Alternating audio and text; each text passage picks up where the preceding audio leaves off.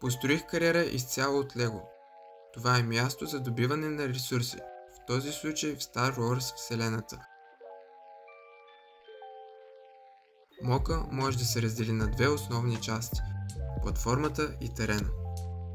Най-ниската част на Мока е растителността. Използвах тези за въртяните главно.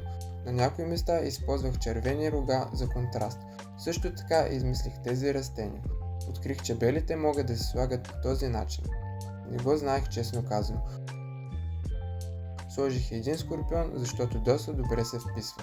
Мястото за добив е само 2 блокчета по-високо. Исках по естествен начин да се променя височината. На работната площадка кафявите лиани ги използвах за изсъхнали растения. Главата на работника я взех от тази фигурка, а тялото и краката от тази. Допадна ми детайла по тях, че са мръсни. Идеални за работник. Сложих му и маска, за да не диша пръха и кирки, разбира се. Близо до него се намира контейнер с вече събраните материали. Ако се чудите какви са тези неща, това са лампи.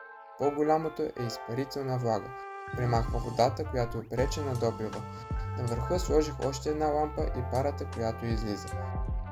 Последната част от Мока е платформата. Направих стълба, която я свързва с земята. Използвах 3 от тези ъгълващи части, за да предам тази форма. Свързах ги помежду им с тази част.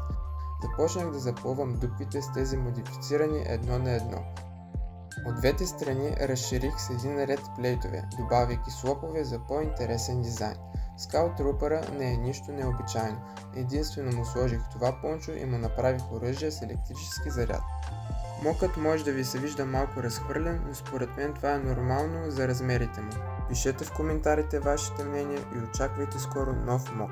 Довиждане!